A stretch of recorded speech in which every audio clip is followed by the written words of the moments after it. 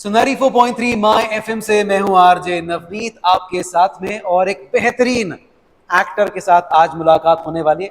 इनकी शुरुआत में मैं कुछ दो लाइन पहले जो मैं जिस तरह से जुमले के साथ शुरू करता हूं, कहना चाहता हूं कि अदाकारी इनकी जो उतर जाती है सीधे दिल में थ्रू नैनन। आज हमारे ऑफ बीट टॉक पॉडकास्ट में है के मैनन। जोरदार तालियां। धन्यवाद। कैसा था ये तुकबंदी?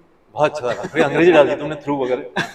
ठीक है, गुजारिश था। गुजारिश था। सबसे पहले मैं आपसे जानना चाहता हूँ कि स्पोर्ट्स बेस्ड फिल्म है, स्पोर्ट्स इंसान को बहुत कुछ सिखाता है। आप इस फिल्म से स्पोर्ट्स से क्या सीखे? बचपन से सीखता रहा हूँ स्पोर्ट्स से। स्पोर्ट्स हर इंसान को खेलना ज़रूरी है, चाहे जो भी उम्र हो, मेरा ये मानना है।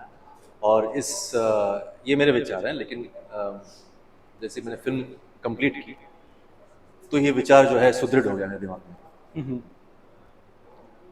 Great. Sudhanshu Sharma ji, the director, producer and writer of this film. Sir, इस फिल्म को बनाने के लिए आपने बहुत मेहनत की, हमें पता है, बहुत सारी मशक्क़तें हुई, लेकिन जब आपके जहन में ये आया कि एक कहानी लिखनी है और वो कहानी स्पोर्ट्स पर बेस्ड होगी, ये कैसे दिमाग में आया कि कहानी हो और स्पोर्ट्स पर बेस्ड हो? देखिए, शुरुआत वहीं से हुई जहाँ से मैं एक खिलाड़ी था बचपन में जी। और खेलते खेलते आपकी दिलों में ऐसी चीज़ें आप जब अपने आजू बाजू देखते हैं कि खेल की दुनिया में क्या हो रहा है, एक लेवल पे खेल छोड़ना भी पड़ा मुझे और मैं एडवर्टाइजिंग की लाइन में आ गया जी। और ये कहानी बनती चली गई अपने आप मन में, कहीं उसके लिए कोई अलग से वो नहीं था। एक लंबी जर्नी रही क्योंकि मेरा बैडमिंटन से भी लगाव था और फिर मैं क्रिएटिव फील्ड में भी था, तो उस तरह से वो एक मन में विचार चलते चलते कहानी बनी, कहानी से वो फिल्म बन गई। अमेजिंग। इस फिल्म में एक डायलॉग है जो कि आपका फ्रेंड आपसे कहता है कि सेल्फिश है तू या सेल्फिश हो रहा है। आप अपनी रियल लाइफ में किस चीज़ को लेके बाय द वे सेल्फिश होते हैं?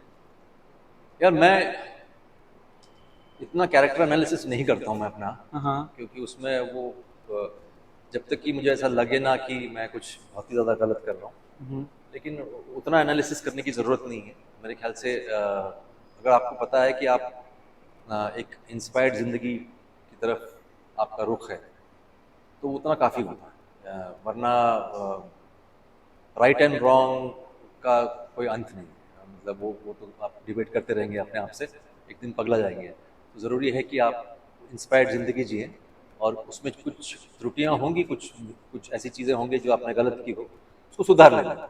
बट इतना सोचने की ज़रूरत नहीं है, इतना सीरियसली लेने की ज़रूरत नहीं है अपने आप को। सुपर। सुधांशु सर, अगर आपसे पूछा जाए कि लाइफ में आजकल कंपटीशन बहुत है, चाहे वो स्पोर्ट्स हो, ऑफिसेज हो, इस बीच में एक स्पोर्ट जो है, जब इंसान खेलता है तो कई सारी चीज़ें स्पोर्ट्स से भी सीखता है। अगर आप इसको देखकर आपसे पूछा जाए कि कंपैरिजन नाम की जो एक चीज़ आजकल हर तरफ दौड़ती है, इससे अगर बचना हो आज के बच्चों को, युवाओं को, तो क्या मैसेज होगा? अगर स्पोर्ट्स के पॉइंट ऑफ व्यू से बात करें तो वो जो कंपटीशन आप बात कर रहे हैं, मेरे हिसाब से वो एजुकेशन के कॉम्पिटिशन्स की बात ज़्यादा है। स्पोर्ट्स में भी डेफिनेटली कंपटीशन है, होना चाहिए, प्रतिस्पर्धा आदमी को निखारती है, इसमें कोई दो राय नहीं है। लेकिन स्पोर्ट्स ऐसी फील्ड है कि वो एक हेल्दी कंपटीशन आपको सिखाता है। वो आपके अपोनेंट से आपको जीतने के बाद में ये नहीं सिखाता कि वो आपका दुश्मन है और कहीं और नहीं पहुंचाना चाहता आपको ऐसी बुलंदी पे जहां आजू बाजू आपके कोई बचे ही नहीं। तो मुझे लगता है कि स्पोर्ट्स तो साथ रहने का, साथ जीने का, साथ खेलने का नाम है। तो स्पोर्ट्स में जो इस फिल्म में डायलॉग है कि खेल के मैदान में बच्चा जो सीख सकता है वो हम किसी स्कूल कॉलेज में नहीं सिखा सकते, तो वो वाकई एक सच्चाई है। तो हर बच्चे के जीवन में अगर खेल आ जाए, हर इंसान के, बच्चे की भी बात नहीं है, तो ज़िंदगी ज़्यादा खूबसूरत होगी, ऐसा मेरा मानना है। बिल्कुल सही। मैं आपको थिएटर डेज में वापस लेकर चलता हूँ, जिसने आपको आई एम श्योर बहुत कुछ सिखाया है। कोई एक ऐसा किस्सा है जो आप आज के युवाओं के साथ शेयर करना चाहेंगे फ्रॉम योर थिएटर डेज? यार, मेरे पास किस्से बहुत कम हैं, जिंदगी लंबी है बस। किस्से बहुत कम और है। हाइट भी। हाँ, हाइट भी काफ़ी है, वो तो खैर। तो वैसे कुछ किस्से नहीं, ऐसे बहुत सारे होंगे। अगर कोई याद दिलाए तो मुझे याद आएगा। लेकिन मैं उस किस्सों को लेकर के जेब में घूमता नहीं, तो मुझे पता नहीं, मैं निकाल नहीं पाता हूँ। बहुत लोग उसमें सक्षम है, मैं नहीं हूँ। लेकिन इतना मैं कहूँगा कि थिएटर डेज वर माई फॉर्मेटिव डेज। मतलब वो वहाँ पे मैं बनता बिखरता गया, उस प्रकार से। तो कुछ चीज़ें आप और तो वो ज़िंदगी थी, अच्छी थी। और ये भी जाना कि वो माध्यम अलग है, सिनेमा का माध्यम अलग है, तो उसमें किस तरह से मैं उसको अडेप्ट कर पाऊँ, वो सारी चीज़ें हैं। और चूंकि मैं पहले से जान गया था कि ये मेरा स्वधर्म है अभिनय करना, तो उसमें गति मिलने का मतलब गति बहुत जल्दी प्राप्त हो रही थी मुझे। ऐसा नहीं कर रहा था कि मुझे बहुत मेहनत करना पड़ता। I don't like to labour in art, तो वो सहज आता था। तो इसलिए थिएटर के समय भी बहुत सारे ऐसे ऐसा वक्त है जहाँ पे मैं परफॉर्म कर रहा हूँ, मैं समझ नहीं पा रहा हूँ कि मैंने कैसा कर लिया। तो ये चीज़ें होती हैं। तो और इसमें थोड़ा सा आपको मज़ा आता है कि ये, इसलिए मैं कभी अपने परफॉर्मेंसेस का ओनरशिप नहीं लेता हूँ। मैं मानता हूँ कि वो दिया गया है, वो आप निमित्त मात्र है, आप कर रहे हैं उस चीज़ को। सो मैं नहीं बोलता हूँ कि ये मैंने सोच समझ के किया, बड़ा मुश्किल होता है वो करना, क्योंकि वो मैं जानता हूँ सत्य नहीं। हाँ, थोड़ी बहुत मैंने की होगी, लेकिन इतना परिपक्व तरीके से निकलना वो मेरे बस की नहीं है। वो कहीं और से आता है, और चूंकि ये आपका स्वधर्म है तो आता है। और मैं मानता हूँ कि ये यही प्रक्रिया है मेरे साथ। तो इसलिए जब कोई पूछता है ना कि आपने कैसे इस रोल को ऐसे, मैं एनालाइज नहीं कर पाता हूँ इतना। अच्छा, उसमें कोई मापदंड नहीं होता कि इतना इतना ग्राम इतना 2 ग्राम इमोशन इमोशन, डाल दीजिए। 3 ग्राम, ऐसा नहीं होता है।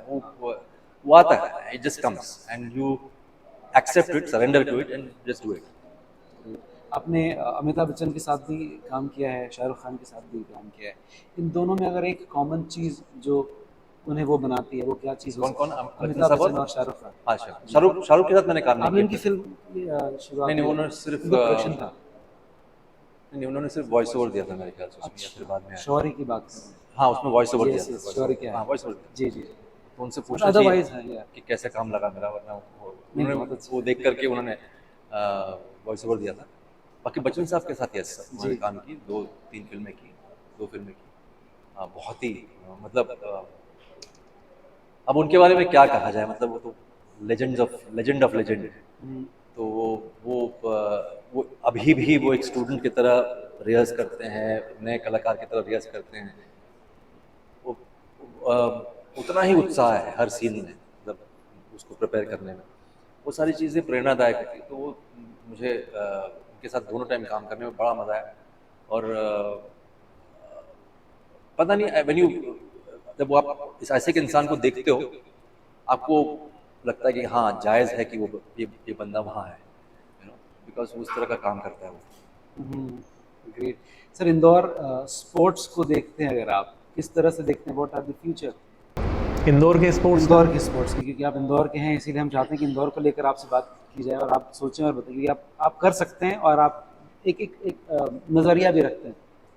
हाँ, स्पोर्ट्स से जुड़ाव भी है मेरा, और मैं जी, थोड़ा सा स्पोर्ट्स में इन्वॉल्व भी हूँ जी, उस तरह से। एक क्रिकेट एकेडमी भी है, ग्राउंड भी है, फिर जी, जी, ये ओलंपस है, बैडमिंटन जी। एकेडमी। मुझे लगता है बड़ा अच्छा फ्यूचर है, और टैलेंट की कोई कमी नहीं है शहर में, प्रदेश में। लेकिन प्राइवेट सेक्टर को आगे आना पड़ेगा, सिर्फ सरकार के ऊपर आप चीज़ें नहीं थोप सकते। तो मैं अपनी तरफ से जो प्रयास हो सकता है वो कर रहा हूँ एज एन इंडिविजुअल। लेकिन अगर प्राइवेट सेक्टर और समाज के लोग अगर स्पोर्ट्स को पुश करेंगे, उसको लाइफस्टाइल का पार्ट बनाने का सोचेंगे, तो फिर एक बड़ा बदलाव हमें देखने को मिलेगा। अदरवाइज़ समस्याएं आज भी है, बच्चे जो टैलेंटेड हैं, फाइनेंशियली वीक हैं, उतना सपोर्ट उनको नहीं है। तो पूरे समाज को बीड़ा उठाना पड़ेगा, और फिर तो अंतहीन है, इतना ज़बरदस्त फ्यूचर है। एक बच्चे की कहानी है लव ऑल, जिसमें बच्चे के लाइफ में जो स्पोर्ट्स की इम्पोर्टेंस होती है वो दिखाता है। इनफैक्ट साथ में आपकी भी स्पोर्ट्स वाली कहानी साथ में चलती है। आपका चाइल्डहुड कैसा था अगर वो याद किया जाए? आप वो किस शरारती थे, कैसे थे आप बचपन में, या हाँ, सिंसियर मैं बच्चे थे? नटखट तो था, मैं तो ऐसा शरारती था कि नहीं वो पूछना पड़ेगा। पर उस समय बच्चे को पता नहीं होता है कि शरारती है जी, कि नहीं। जी, कोई बच्चा मेरे ख्याल से जानबूझ के शरारती नहीं बनता। तो वो तो था, उथल पुथल बहुत थी, खेल कूद में बहुत रुचि थी। तो ये सारी चीज़ें थी जैसे आम बच्चे में होता है। हाँ, एक बात है, थोड़ा सा शाय था एक पॉइंट पे, लेकिन जैसे नॉर्मल बच्चे होते हैं, full of energy, always on the ground wanting to play, तो वो सारी चीज़ें थी। पढ़ाई में ठीक ठाक ही था, और बाकी लाइक एनी अदर चाइल्ड। शुरुआत के बॉलीवुड के डेज स्ट्रगलिंग डेज थे, आई एम श्योर। थोड़ा सा नहीं यार, मुश्किल वो मैं की उसको बात स्ट्रगल वगल नहीं नहीं मानता, बोलते? नहीं, नहीं। मतलब आपको फिर मज़ा नहीं आया बेसिकली। हाँ। हाँ, तो आप you should not be labouring in art, no, फिर वो मज़ा नहीं है। तो इसलिए मैं उसको स्ट्रगल नहीं मानता, मैं फिर मानता हूँ भी कि जो वो थोड़े से इस तरह के दिन थे उसमें हाँ, कैसे वो बाउंस बैक किया, क्या चीज़ थी नहीं, जो अगर दिमाग में आपको आपकी प्रतिभा पे आपको विश्वास है, आपको पता है कि इसी के लिए आया था, आप जैसे मैंने कहा पहले भी स्वधर्म है आपका, तो उसमें बाकी चीज़ें फिर बहुत कम मायने रखती है ना। आपका आपको आप वो हर पल जो है उस वक्त, अगर आपका मापदंड है कि इतने पैसे कमा लूँ तो अलग बात है, बट आपकी प्रतिभा आपको खींच लेकर लाती है, जाती हाँ, है। लेके जाती है, क्योंकि आपको मज़ा आता है उस चीज़ में। तो उसको मैं स्ट्रगल नहीं मानता, और जैसे लाइफ ऑफ माई चॉइस, ऐसा नहीं कि किसी ने थोप दिया था मुझ पे। हाँ, क्या इंजीनियरिंग हाँ, करनी है। ऐसा नहीं है। तो it's my choice and it was my choice because I knew I was good at it.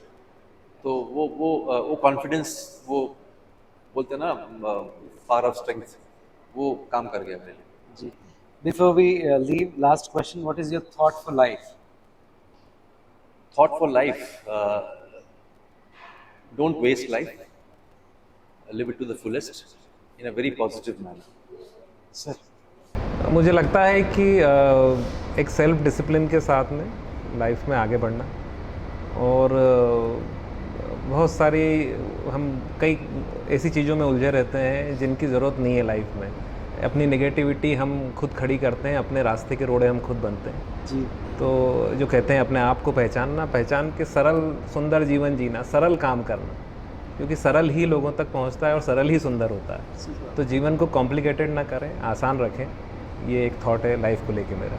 Great, thank you very much हमसे बात करने के लिए, और उम्मीद करते हैं ये फिल्म जब बड़े पर्दे पर आए तो लोग उसको पसंद करें, लोगों के दिलों में उतरे, जहन में उतरे।